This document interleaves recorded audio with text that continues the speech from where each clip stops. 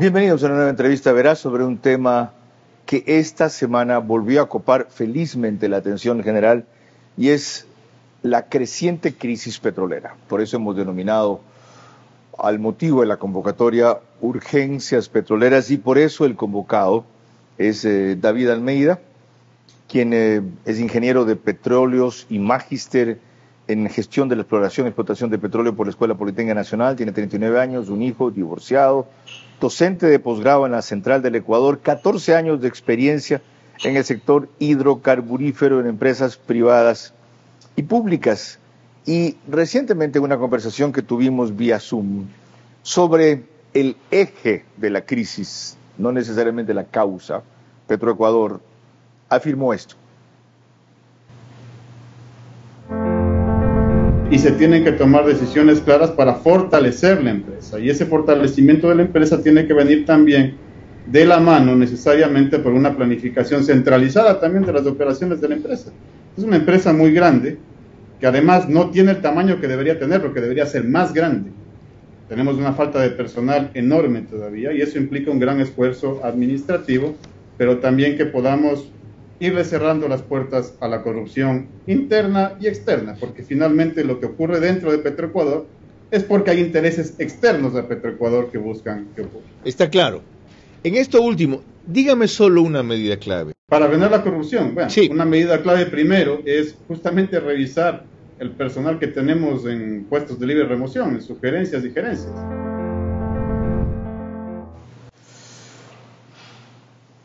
Empecemos por ahí, David Almeida. Allí no tuvimos, ni ahora tampoco lo tendremos, por más que es un formato extenso, el tiempo suficiente para agotar y profundizar los temas, pero sí para situar las principales ideas. Comenzando con cómo incrementar la producción. ¿Qué hay que hacer? Bienvenido. Gracias, Carlos. Yo creo que el tema no es necesariamente incrementar la producción, que es un poco el paradigma en que nos han metido. Hay dos formas de ver el asunto. Uno es incrementar la producción, que definitivamente lleva hacia la privatización, que es el discurso que se ha utilizado en este país. Siempre nos dicen, para incrementar la producción tenemos que llegar al sector privado. El otro es incrementar la rentabilidad, que es lo que en realidad deberíamos trabajar como empresa. Y eso lleva a optimizar la producción estatal. ¿Y por qué hablo de esto? Porque usted recordará que uno de los modelos con el que nos comparan todo el tiempo hasta hoy, recientemente vi una publicación respecto al tema del gas, en donde decían, hay que compararnos con Ecopetrol de Colombia y tenemos que hacer lo mismo que hace Ecopetrol. Ecopetrol es una empresa que se privatizó, se convirtió en una SA y luego incrementó la producción a 1 millón de barriles. El momento actual tiene 750,000 barriles por día de producción.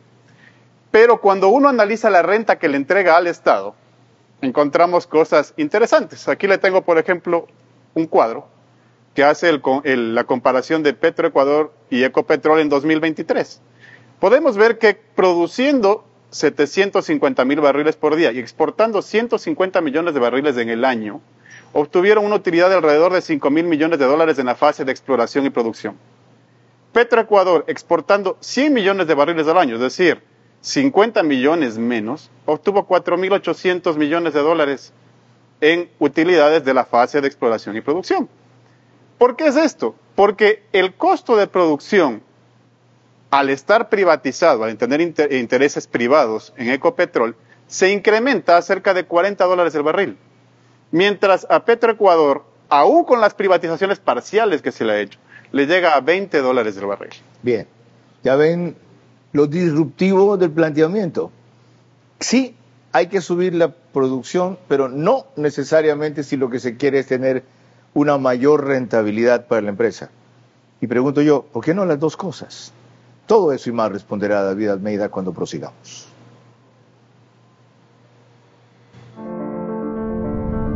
Hago periodismo político desde 1975 y de opinión desde 1978. En ese género cabe ser pluralista, pero no imparcial.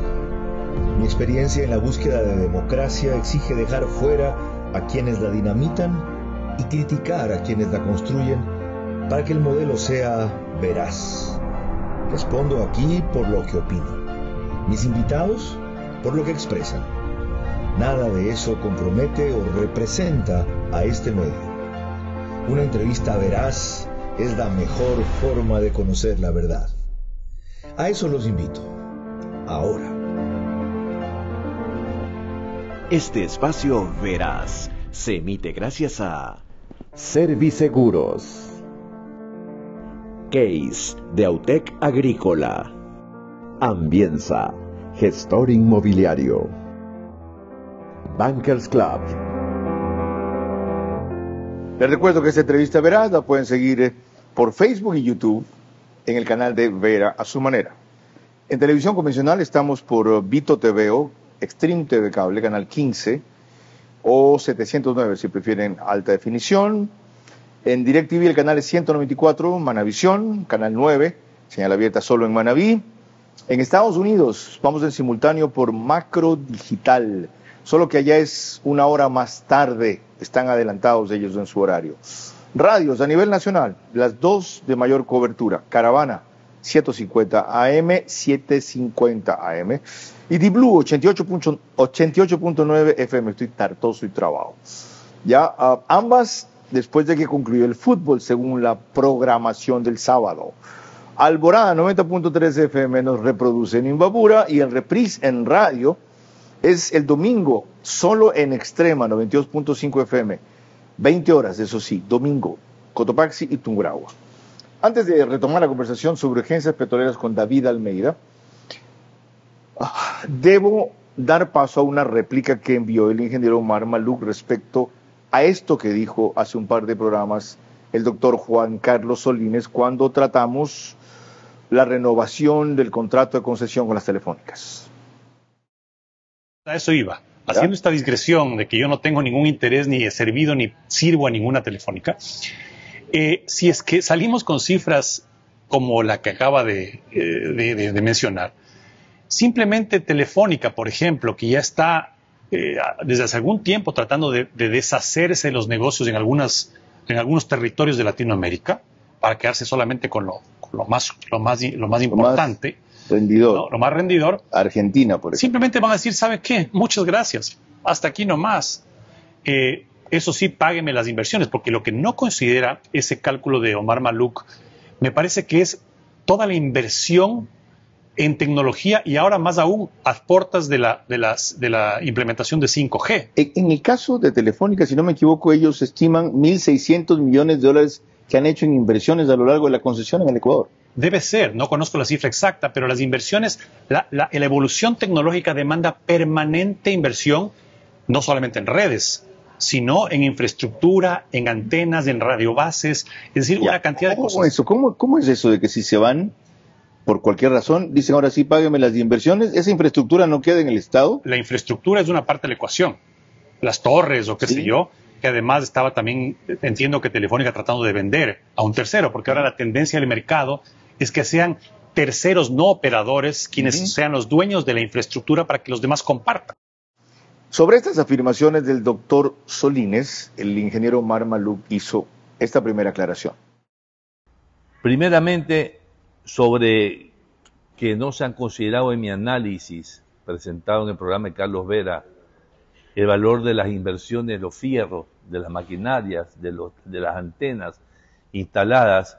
Aquí le demuestro que en el flujo original aprobado en la renovación de la telefonía celular o el 4G con el gobierno de Rafael Correa, se incluye un valor inicial de 740 y tantos millones de dólares y un negativo y un valor final positivo por 334 millones de dólares, lo que significa que ese valor de residuo le pertenece al Estado ecuatoriano según las proyecciones hechas por el señor Gurovich, ¿no? Experto internacional traído para el caso. Obviamente, como en el gobierno de Rafael Correa, la concesión tuvo un valor de 700 millones de dólares, 500 en el caso que yo me he referido con Conecel y 200 millones con Otecel, el señor Juan Carlos Solines refutó ese valor y dijo que era demasiado.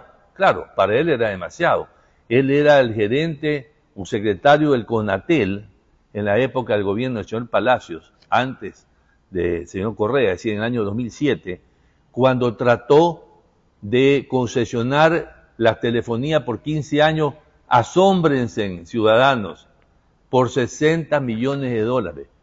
Obviamente que un año después, como no lo pudo lograr Solines, lo logró el gobierno de Rafael Correa por 700 millones de dólares. Tras referirse a lo que acabamos de ver, el ingeniero Maluk comentó y completó sus aclaraciones con estos argumentos. Aquí está la realidad de lo que ha sucedido.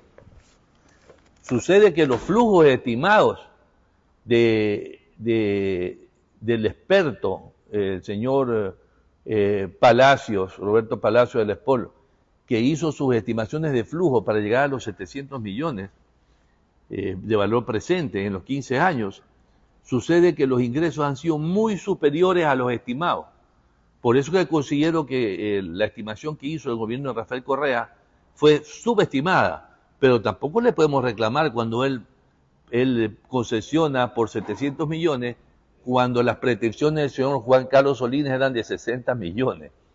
Aquí les pruebo que en el año 1 nomás, en vez de tener una utilidad de 818 millones, como era lo programado, se tuvo 1.154 millones. Llegando a ingresos, digamos, me estoy refiriendo a los ingresos, llegamos al final del camino con que las diferencias son enormes. Es decir, luego de 15 años, esa concesión que se hizo por 700 millones de dólares, que al señor Solines le pareció, por declaración pública que hizo en el diario Universo, extremadamente alta, sucede que el valor que debieron haber pagado por la concesión a valor presente, con todo el flujo de caja de los 15 años, del año 2008 hasta el año 2023, debió ser superior a los 2.000 billones de dólares. Cumplida la réplica y aclaración, que no es usual en este programa, vuelvo a los argumentos más inusuales todavía de David Almeida.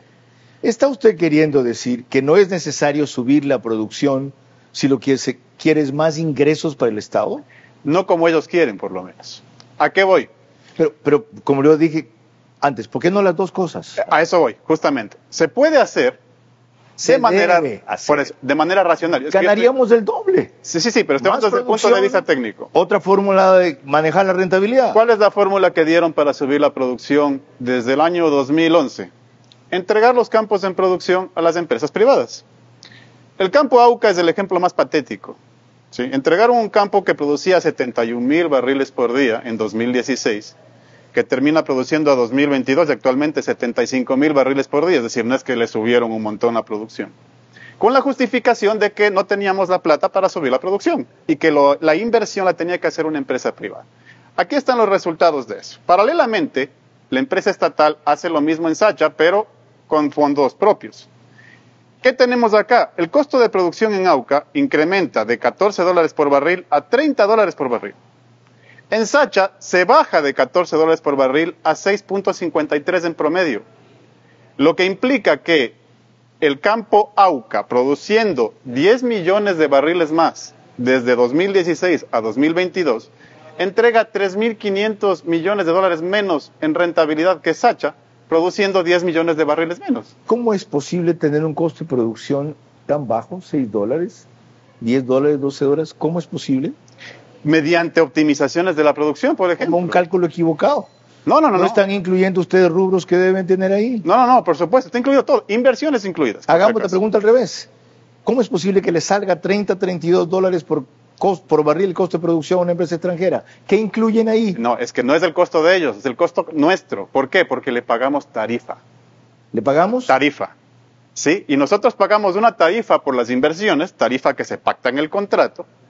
Y además de eso, nosotros tenemos el costo operativo. El costo operativo rodea alrededor de los $4 por barril. Por si acaso, Carlos, quisiera hacer una aclaración también. El costo real, entonces, ¿cuál sería de una empresa extranjera si no se lo considerara como tarifa el parámetro. Similares a los costos de Petroecuador, es decir, entre 6 y $10 por barril. ¿Cuál es el origen de negociar contratos pagándole tarifa? Ese es el tema. Entonces, Contésteme. el problema es que los gobiernos de ese entonces, desde el gobierno de Correa hasta nuestros días, lo que hicieron fue privilegiar la participación de empresas privadas pagándoles tarifa a partir de la renta petrolera del Estado.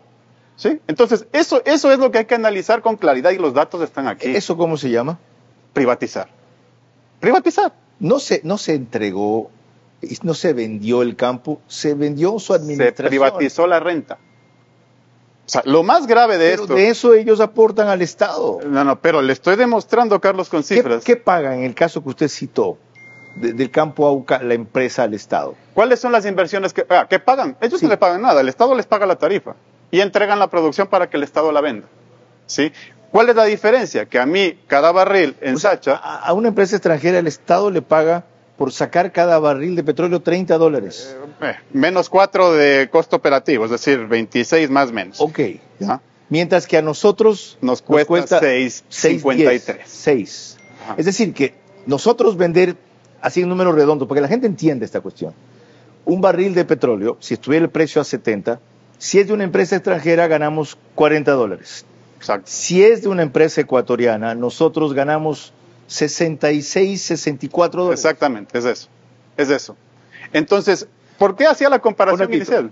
Vamos, no sigamos, es que solo esto es para un programa entero.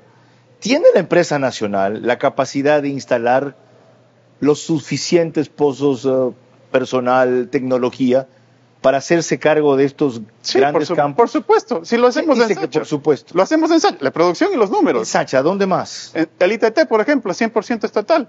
Y ya nos vamos a cerrar el ITT por la consulta popular. Pero lo que se hizo en el ITT fue un esfuerzo 100% del Estado. Y en este campo, haciendo las inversiones de cero, porque desde los puertos, desde las vías, desde las instalaciones de superficie, todo lo invirtió el Estado, el costo de producción era de cerca de $10 por barril. Ok, sigamos con esto. Disculpen que me detenga un poco más en esto, porque si lo pasamos muy de corrido, puede que no quede claro la gravedad y la profundidad de lo que acabamos de hablar. De hecho, yo tengo un plan, y algo se lo había contado a David Almeida, que lo puedo alterar en función de lo apasionante de este asunto. Ok, esos contratos no se pueden cambiar. Por supuesto. Ya. ¿Qué se puede arreglar sobre futuros campos que quiere entregar el Estado? ¿En cuáles podemos no repetir el error? Primero, no entregar campos en producción. Que son, por ejemplo, Sacha, por ejemplo, bueno, ahora el ITT que va a parar. ¿Sacha quién se lo quieren dar? Todo el mundo está detrás de Sacha desde que me acuerdo en la industria petrolera, porque es la joya de la corona, es el que más produce, más reservas tiene, es el que menor costo de producción representa. ¿Hay un proceso de licitación para ese? No, pero hay un anuncio del presidente Noboa. ¿Diciendo? Diciendo que tiene que privatizar Sacha. A ver, vamos a eso. Anuncio del presidente Noboa. Aquí está lo que dijo él sobre política petrolera en el debate. Vean.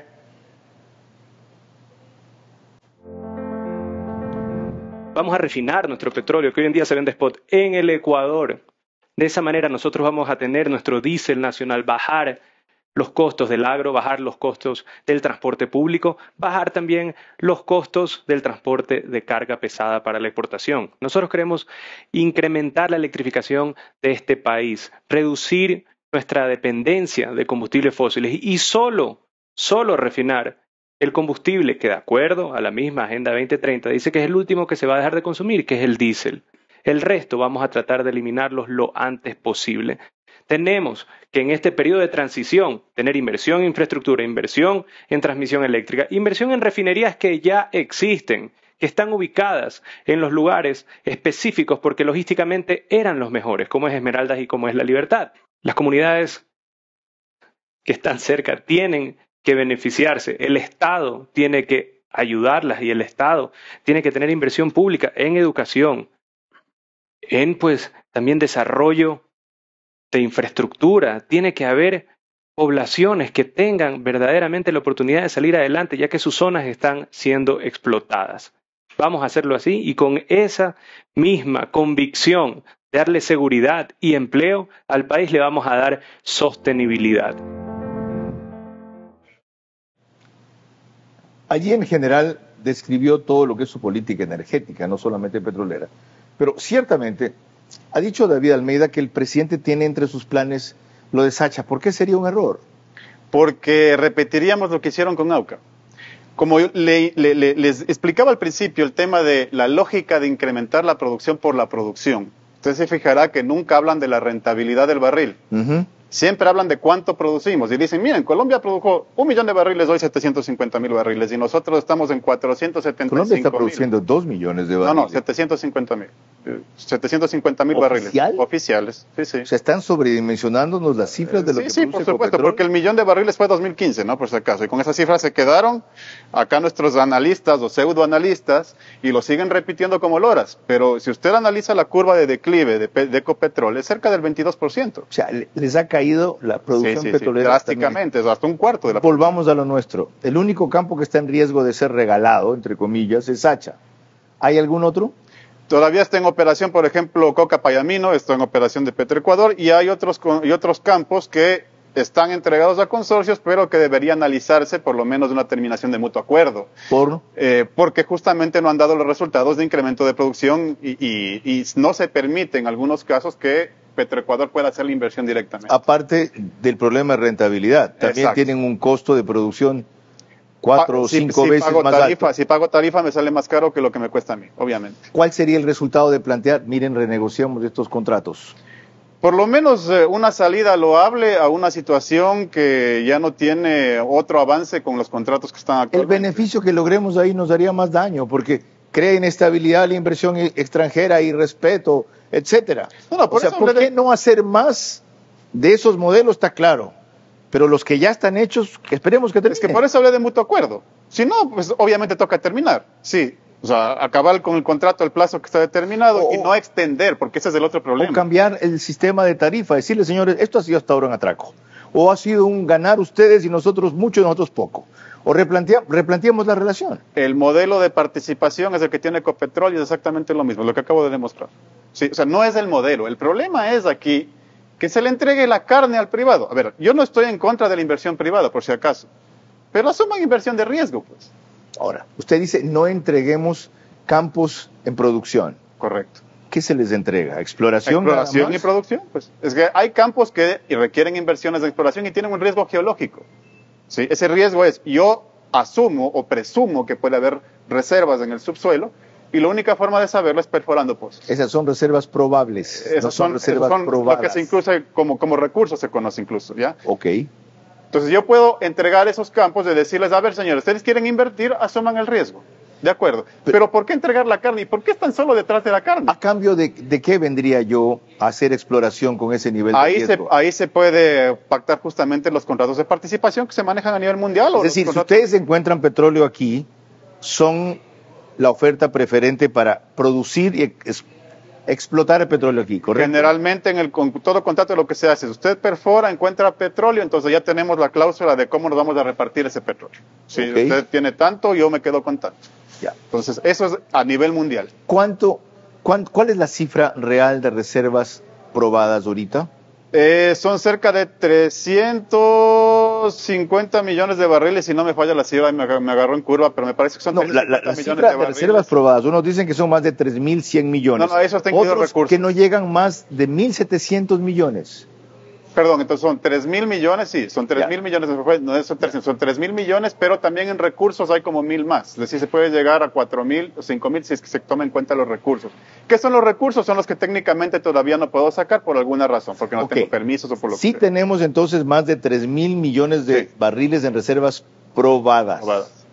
Probables, que usted llama recursos, serían 1.000 más. Ahí están todas las 3 P's que se llaman, ¿no? Que son las probadas, las posibles y las probables. Ya. Con los 3.100 millones de barriles de reservas probadas, al actual ritmo de producción petrolera, ¿en cuánto más o menos se acabaría el petróleo? Más o menos nosotros estamos produciendo cerca de 150 millones de barriles por año. Entonces, ahí más o menos pueden hacer el cálculo, ¿no? 20 años. Ahora, ¿cuál es el tema? ¿Verdad? Yo desde que estudio petróleos, a mí me vienen diciendo, ¿para qué estudias eso si se va a acabar el petróleo en 20 años? Correcto. Y nosotros seguimos aumentándole 20 años, porque las reservas siguen incrementando conforme uno va produciendo y conforme mejora la técnica para sacar ese crudo. Porque la reserva se calcula en función del factor de recobro. Es decir, del petróleo original en sitio, ¿cuánto puedo sacar? De acuerdo. 10%, 15%, etcétera. Una cosa más, la producción actual está en 375.000 barriles diarios. 475.000 nacional, incluido privadas y pública. Es la producción total. Sí, total. ¿Y lo de Petroecuador? Es cerca de 400.000 barriles, más o menos. 395.000 fue 2023. ¿A cuánto se puede subir? La curva de ascenso que hemos tenido desde 2021 ha ido incrementando más o menos 5 o 6.000 barriles por año. ¿Sí? O sea, es muy poco el margen que se puede subir drásticamente. Drásticamente, sí. Es que ¿qué habría que hacer para subirla más? Explorar nuevos campos. O sea, de lo que ya hay, y de la recuperación de pozos. De recuperar, sí, también, por supuesto, pero son una serie de proyectos. Es decir, en los campos que están ya desarrollados, yo lo que hago a veces son perforaciones de infill, que se llama. Es decir, yo en una zona que no la he perforado todavía, empiezo a perforar ahí y con eso mantengo la curva y puedo incrementar. Es lo que hemos hecho en Sachi. Ok, la información es desalentadora, es decir, optimizando producción con lo que hay, se podría tal vez incrementar en 10.000 barriles diarios más. Exacto. Si es que, punto. Si es que no se, ahora, ojo, vamos a perder 58.000 barriles en agosto. ¿Quién dijo por que el cierre del ITT? Ya vamos a hablar de eso, un ratito. Ya. Hasta aquí la primera parte de esta apasionante conversación con David Almeida, quien es secretario general de la Asociación Nacional de Trabajadores de la Energía y Petróleo, ANTEP. Por primera vez, los sindicalistas, los trabajadores, los obreros que se manchan para sacar el petróleo, tienen la voz. En este programa, sí, lo digo con honestidad y con vergüenza, y ese espacio tan extenso en este país.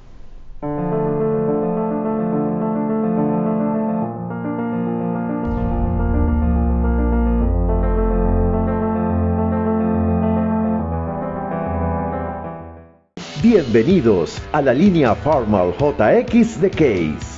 Con más de 175 años de experiencia en el corazón de la agricultura. Potencia, resistencia y versatilidad. Líderes en su clase. Eficiencia total del motor Tier 3. Tanque de 105 litros y una cabina cómoda para largas jornadas. En Autec Agrícola, garantía de 1 año, sin límite de horas y soporte completo. Farmal JX de Case. Liderando el camino en la agricultura moderna.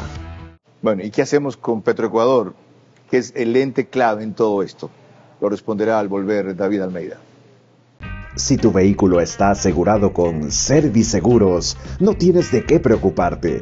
Podrás contar con la mejor cobertura vehicular que incluye asistencia de remolque en todo momento. Permítenos asesorarte. Cotiza con nosotros por WhatsApp al 098-715-9423 o en nuestro correo cotizavehículos@serviceguros.es.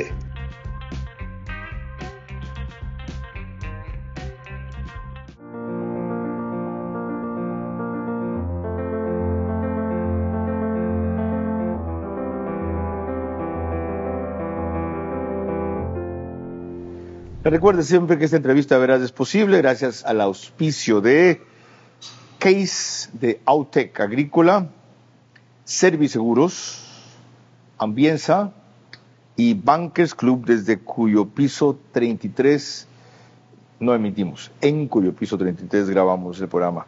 Siempre hago esa precisión. David Almeida, ¿quiere hacer una aclaración?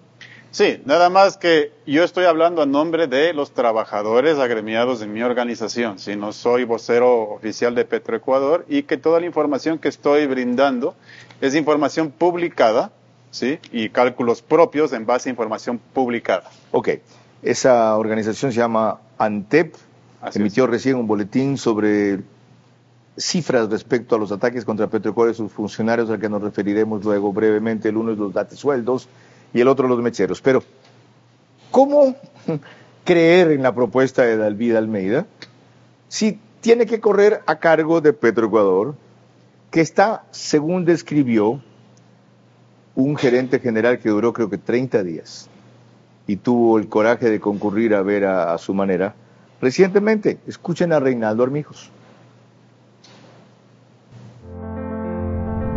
¿Cuáles fueron primeros hallazgos? Específicamente voy a hablar desde la parte financiera. Petroecuador no contaba con balances firmados, estados financieros firmados desde el año 2019. teníamos que regularizar eso, tenemos que hacer las auditorías financieras y esas son buenas noticias que le voy a contar posteriormente. Punto número 2, la producción estaba de producción específica de crudo en alrededor de 387,000 barriles, más lo que es el tema de la producción equivalente que se llama del gas asociado que sale de los pozos conjuntamente, que llegaba alrededor de 397,000. O sea, ¿la han subido más o menos en 25,000? No, desde que usted se hizo cargo. 12,500 es promedio. 12,500. Exactamente, okay. Perfecto. Otro punto importante es que Petroecuador tenía cuentas por cobrar sumamente altas. 137 millones. Sí, solo de la parte específica de público, ¿no? De ahí tenemos la parte privada, 87 millones. Wow. Y en todo total estamos hablando de 287 millones hasta la fecha, ¿no? Entonces eso ya hemos hecho la conciliación. 187 en total. 287. 287 sí, que le deben correcto. A Petroecuador.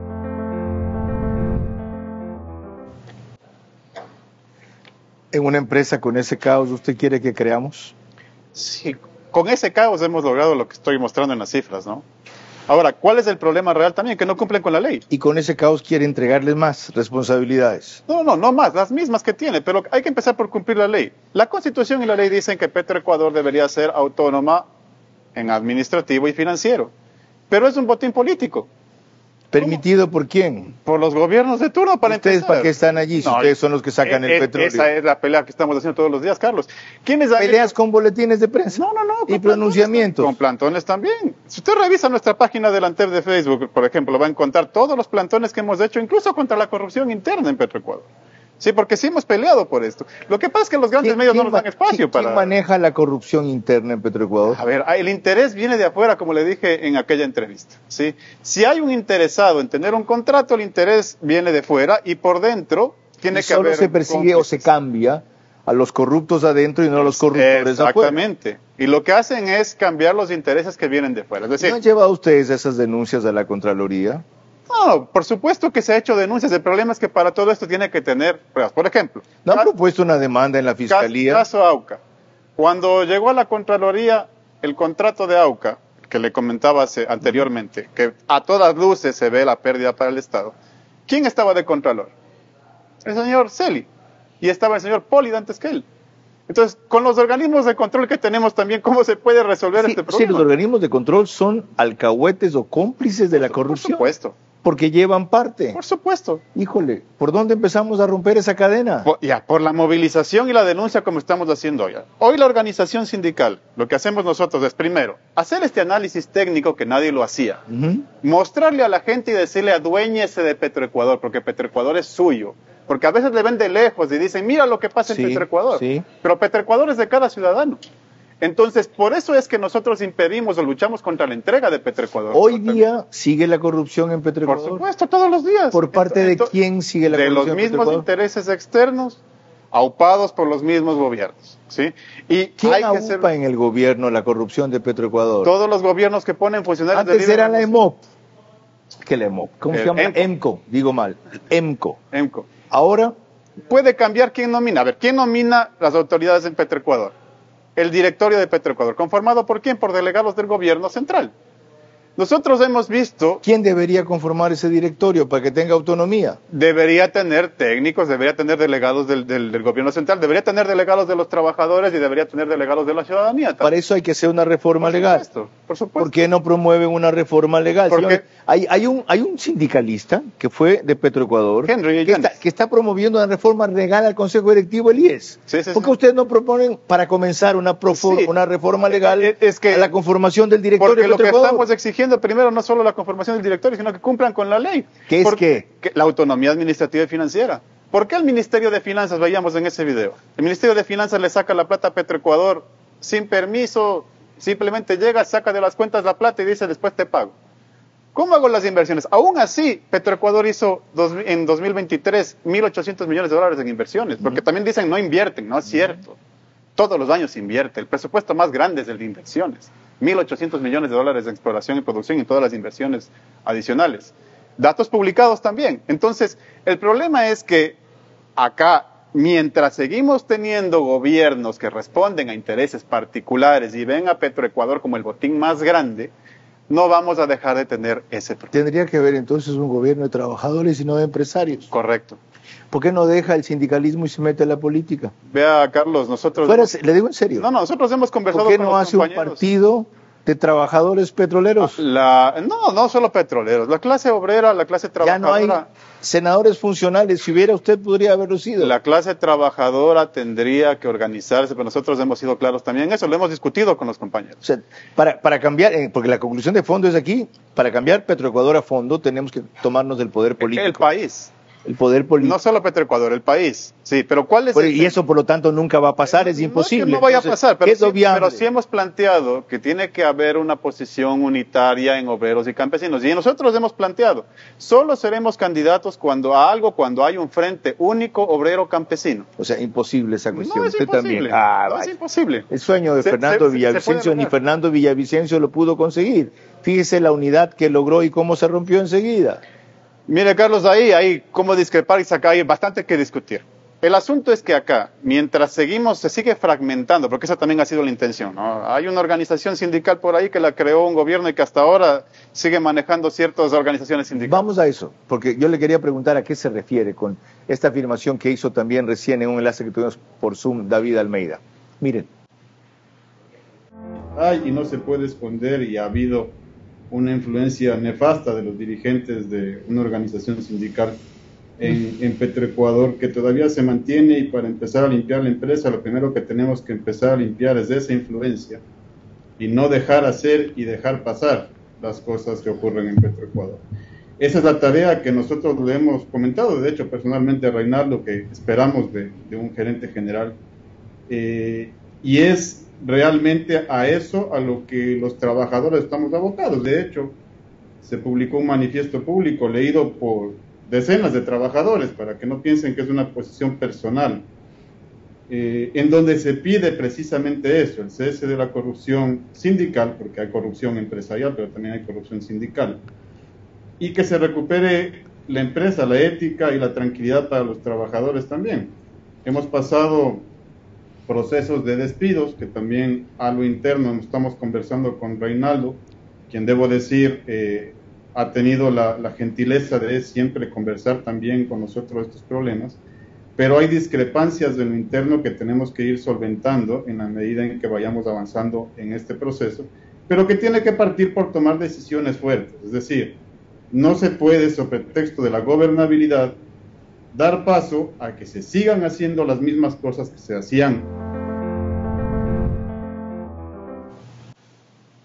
Es el momento de precisiones, dijo David Almeida. Para limpiar Petroecuador hay que pensar limpiando una organización sindical nefasta que se tiene. ¿Cuál se refiere?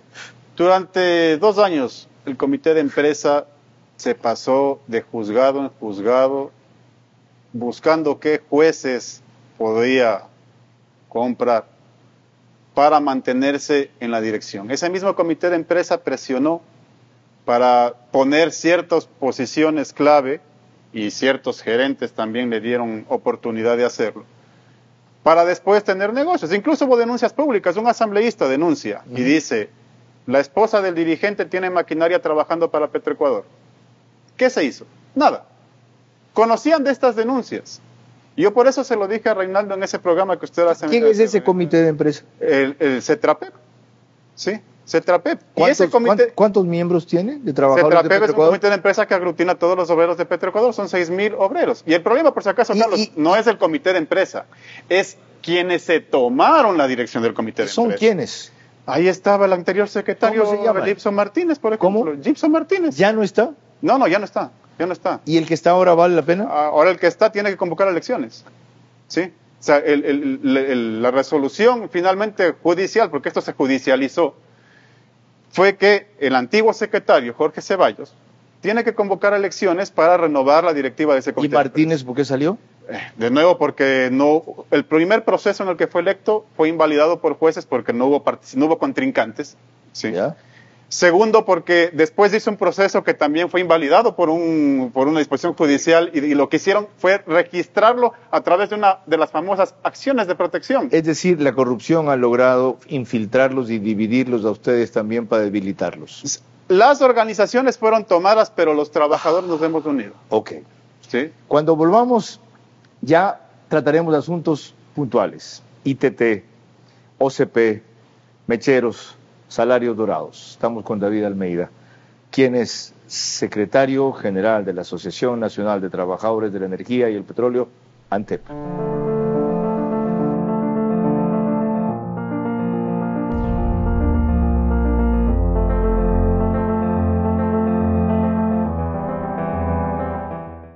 Bienvenidos a la línea Farmal JX de Case. Con más de 175 años de experiencia en el corazón de la agricultura. Potencia, resistencia y versatilidad. Líderes en su clase. Eficiencia total del motor Tier 3. Tanque de 105 litros y una cabina cómoda para largas jornadas. En Autec Agrícola, garantía de 1 año, sin límite de horas y soporte completo. Farmal JX de Case, liderando el camino en la agricultura moderna. Pocos hablan del OCP, el oleoducto de crudos pesados en el Ecuador, que debió retornar al poder y manejo del Estado desde enero. ¿Por qué? Enseguida lo responderá David Almeida.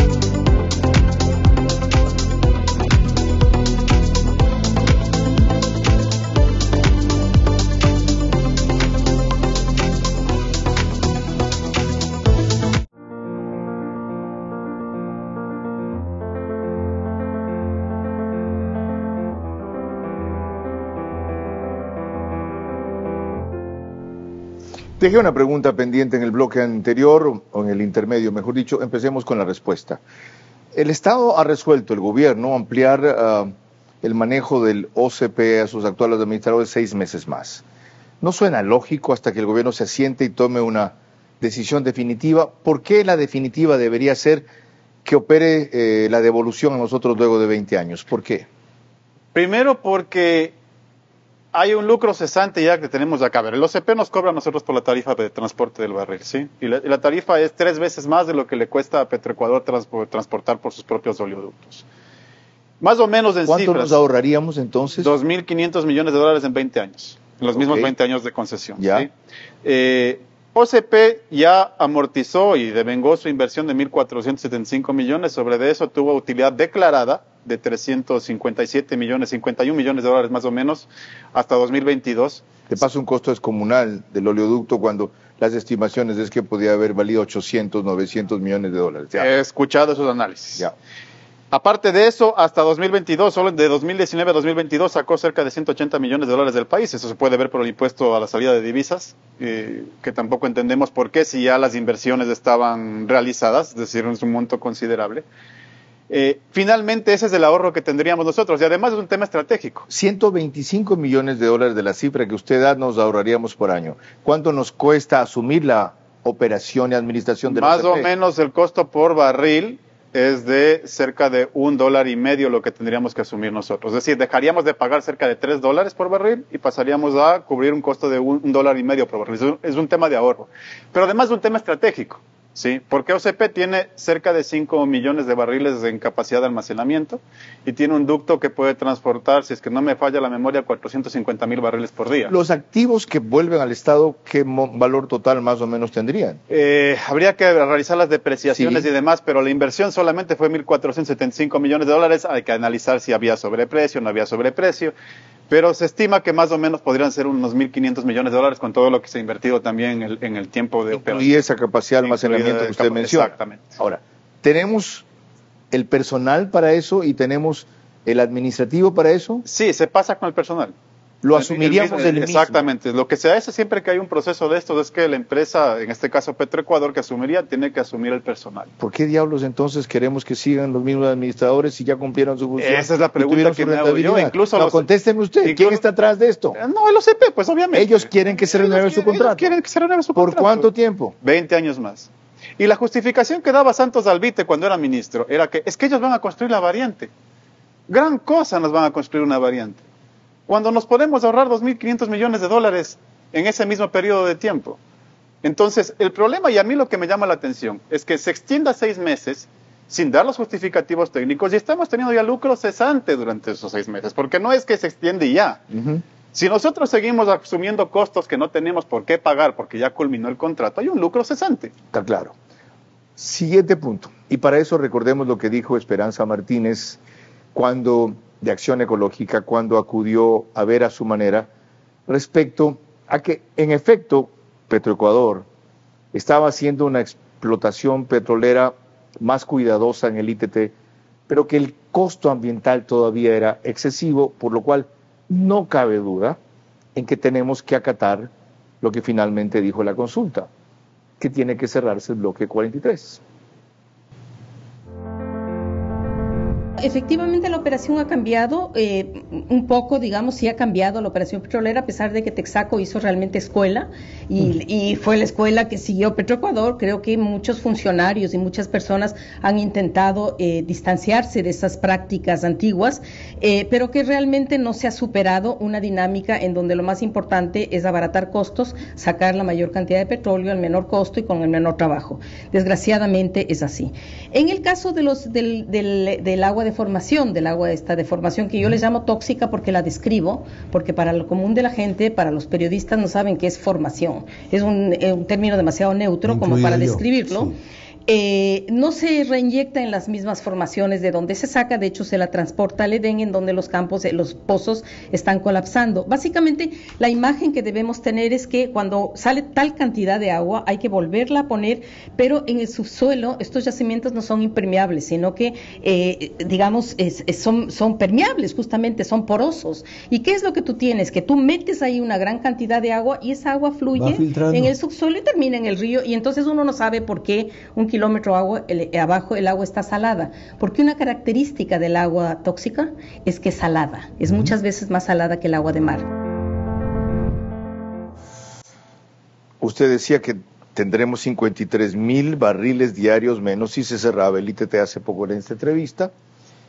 En agosto es necesario que como ha insinuado el presidente, se difiera el plazo de cierre, o el gobierno debería plantear básicamente que la pregunta es equivocada. Señores, esto no lo podemos cerrar. Si quieren, pregunten otra vez bien, a ver qué dice esta vez el pueblo después de todo, de conocer todo lo que antes no conoció. Yo creo que ya perdió la oportunidad de hacerlo. Tiene una consulta que viene en abril y que tranquilamente lo pudo haber hecho si esa era la intención. ¿Sí? El problema es que desde la campaña mismo, el actual presidente soltó cifras que no eran ciertas. Dijo que entregaba apenas $1 por barril de utilidad del ITT. Eso dijo en el debate presidencial que acabamos de ver. Eso no es cierto. Se entregaba $1.200 millones al año. Y se dieron cuenta ahora en el gobierno que tienen esos recursos y les van a faltar. Y debieron buscar también una solución. La oportunidad perfecta era volverle a preguntar al pueblo ecuatoriano. Yo no voy a decir jamás de que se vulnere la voluntad popular. Hubo una consulta popular. Si yo no estoy de acuerdo, y le consta a Carlos que yo fui de los primeros opositores a esa consulta. Pero si ya está resuelta, yo no puedo decir, no, desoigamos la voluntad popular. Bueno, haremos un programa aparte, ojalá también con David Almeida. Es muy complicado que esté en un programa en Guayaquil o Quito, porque él pasa 14 días metido en la selva, haciendo su trabajo, y 14 fuera. Solo sobre cuál debe ser la respuesta adecuada. Con lo cual yo estoy, no insinuando, afirmando que hay que rever lo que se votó. Y usualmente tendría que ser consultándolo otra vez respecto a los hechos supervinientes que antes no se supieron. Pero una pausa adicional y los últimos temas pendientes con David Almeida.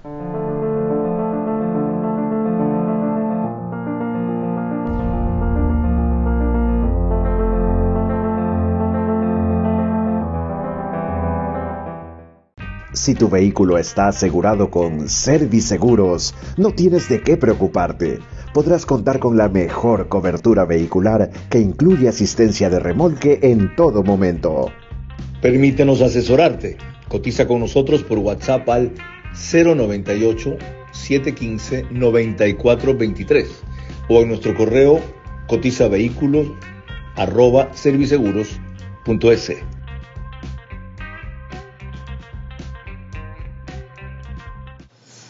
¿Qué hacer con los salarios dorados en Petroecuador?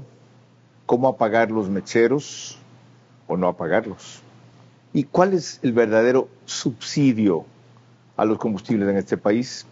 3 inquietudes puntuales para el poco tiempo que nos queda.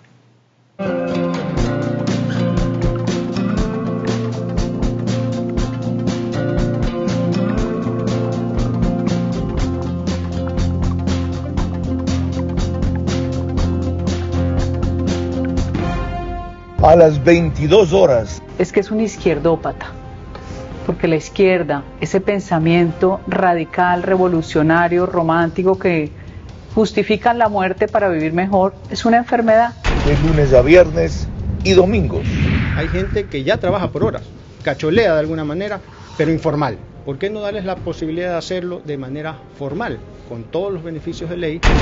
Entrevistas que hacen historia. ¿Sabe cuánto dice que en el periodo 1951-1984, cuánto era la deuda que tenía el Estado por incumplimientos de la ley? 85.927 millones de sucres.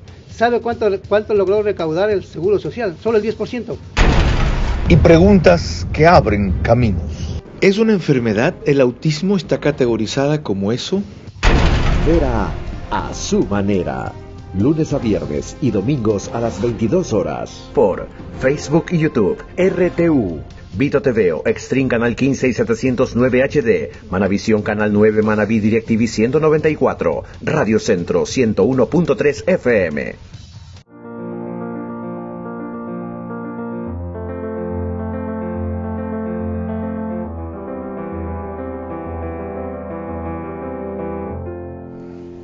Ya les anticipé los temas que trataremos y dado el poco tiempo que me queda, vamos al grano. En este boletín de prensa que refería al principio, ANTEP, Asociación Nacional de Trabajadores de las Empresas de la Energía y el Petróleo, aclara que no son más de 1.000 trabajadores los que ganan sobre el presidente de la República en Petroecuador, sino apenas 46. ¿Quiénes y por qué? Son funcionarios de libre remoción, de posiciones de gerencia y jefaturas. Muchos de ellos es porque vinieron de Occidental, de Perenco, de Petrobras durante las absorciones y tenían salarios más altos en esas empresas. Cuando uno absorbe y viene con los trabajadores y asume sus derechos, no les puede bajar el sueldo por disposición constitucional. Ya. Y usted dice más adelante que por el contrario hay 3.000 funcionarios que mantienen salarios por debajo de la tabla salarial oficial. Son 1.736 funcionarios que tienen sueldos de $620. Sí. Y incluso hay más. Hay 98 compañeros que ganan menos de $465. Que han hecho algunas demandas laborales que han causado solo en el 2023 que la empresa haya tenido que pagar en indemnizaciones $132 millones. Así esto es una estupidez, esto es mal, que lo que les costaría pagar es el sueldo verdadero. Es que lo que hicieron fue simplemente hacer un ataque contra la empresa cuando no resuelven los problemas de fondo, que es la homologación salarial. Cuando absorbió Petroecuador a Petroamazonas, el directorio aprueba y dice, pasen sin homologación. Y vulneran derechos de 3.000 trabajadores, compañeros que ganan $465 haciendo trabajo de campo, ¿sí? Y que finalmente ganan menos que lo que las tablas oficiales determinan. Esta cifra de indemnizaciones de $132 millones el año pasado es 41% del presupuesto. De la nómina, ¿no? De la nómina. Ok, sí, perdón. Del presupuesto para salarios, para la nómina. Exacto. Siguiente cosa, ¿cuándo van a pagar los mecheros? A ver, el tema de los mecheros es otra controversia. La sentencia dice apague los mecheros que estén cerca de zonas residenciales y da hasta 2030 para que se apague el resto. Correcto. De mecheros. Luego nos dicen a nosotros, no, Petroecuador no está haciendo nada para apagar los mecheros. Mentira. El año pasado se incrementó en 41% el aprovechamiento de gas asociado de petróleo. ¿Sí? Lo que pasa es que no es un proceso fácil de hacer. ¿Qué? ¿Qué instalan? ¿Qué ponen ahí? Dos cosas se hacen. La una es generación eléctrica con el gas. Entonces se tiene que captar ese gas, se tiene que separar el gas porque solo el metano sirve para generación eléctrica. Y el gas viene con metano, etano, propano, butano, etcétera. Okay. Y se separa el gas y se aprovecha para generación. ¿Sí? La otra es para generación de GLP, de gas licuado de petróleo, una planta industrial en Shushufindi que hace GLP. Entonces, parte del propano butano se puede optimizar para usar GLP. ¿El costo de hacer eso lo asume la propia Petroecuador? Petroecuador, ¿Por qué no dejar que lo haga una empresa privada? Porque van a hacer exactamente lo mismo que estamos haciendo nosotros. Se van a demorar exactamente el mismo tiempo y la diferencia es que les vamos a pagar una tarifa más alta por lo que podemos hacer nosotros más barato. Ok. Último tema. Hay quienes sostienen que es una ficción el subsidio a los combustibles, por lo menos en el monto que se lo está estimando, simplemente porque nuestro costo, al cual nos hemos referido, de producción del barril de petróleo, aún promediando lo que cuesta el que sacan las compañías extranjeras, no es el que se calcula para cuando nos viene el petróleo refinado de afuera. ¿De cuánto es el subsidio? ¿Y existe realmente subsidio a los combustibles? Le voy a mostrar un cuadro aquí. Este cuadro lo calculamos nosotros a partir de cifras oficiales. ¿Sí? Aquí está incluido el costo de la producción nacional, que es cerca del 35 y 40% de lo que consumimos, más el costo de importación, que es el precio internacional de lo que se compra afuera. Si nosotros sumamos esto, tenemos el costo total de todos los derivados, incluido el GLP, es decir, el gas de uso doméstico. ¿Sí? A esto tenemos que poner los ingresos. ¿Cuáles son los ingresos? El precio, los ingresos por venta interna de combustibles, porque no es que se regalan, se venden. Y segundo, el ingreso por exportación de derivados, porque también exportamos derivados. Correcto, ¿ya? Correcto. Si sumo esto y hago las sumas y restas correspondientes, ingresos menos egresos, me da que hasta 2021 no había subsidio, había utilidad. En 2022 inicia el subsidio por dos razones fundamentalmente. Lo uno, porque se incrementa el precio internacional del petróleo y por tanto de los derivados, y a la vez se baja el precio de venta de la extra y el diésel, ¿sí? Producto de las protestas en 2022. El subsidio en 2022, por esa razón, fue de $661 millones. Para 2023, como baja el precio internacional, baja el subsidio y fue de $271 millones. Aquí, Carlos, hay que hacer otra anotación importante. En política petrolera no solo hay que pensar en cuántos más barriles vamos a producir de petróleo, sino cómo incrementamos la capacidad de refinación. Nuevamente lo que hablábamos antes, la renta versus la producción. ¿Qué le sale mejor al país? Que la ciudadanía pague precios altos por los combustibles y, por tanto, encarecer el precio de la energía o producir energía a menores costos, que implica aumentar nuestra capacidad de refinación. Sí, tenemos inevitablemente que entrar en el proceso de rehabilitación de la refinería estatal de Esmeraldas y hacer una nueva refinería a largo plazo. O hay otras opciones. Vean lo que hizo México. ¿Qué es la otra opción? México compra a $700 millones, el 50% de participación que le faltaba en una refinería en Texas que procesa 350,000 barriles por día, que es casi el doble de lo que procesamos nosotros en las tres. Sí. Y con esos 700 millones se garantiza su provisión de combustibles internamente. Es decir, hay opciones, pero no las quieren ver porque lo que quieren es dar el negocio a los importadores de combustible, porque el subir el precio implica que el privado, con los contratos que firmaron en la época de Guillermo Lasso de presidente, para que usen la infraestructura estatal para la importación de combustibles, ahora el privado puede importar directamente, lo vende a precio de mercado acá, paga del bolsillo del pueblo ecuatoriano y finalmente el negocio se lo hace el importador. David Almeida, mil gracias. Tienen ustedes una visión alternativa, distinta, disruptiva, pero fundamentada, sobre las urgencias petroleras, que ha sido el tema de este programa. En cuanto a esto último, si esos datos se sostienen, no son ciertos, sino se sostienen, porque certeza respecto a las estadísticas tengo, habría que hablar de un subsidio a los combustibles quizá en algún momento por costo de oportunidad, y no por la cifra fabulosa de 3.500 o 4.500 millones de dólares al año que afirman algunos a la vez, cuando en el 2022, según los cálculos de David Almeida, que acaba de explicar rápidamente, fue 691 millones de dólares en el 2022 y 271 millones de dólares en el 2023. Hemos abierto una puerta que no vamos a cerrar. Hasta la próxima semana.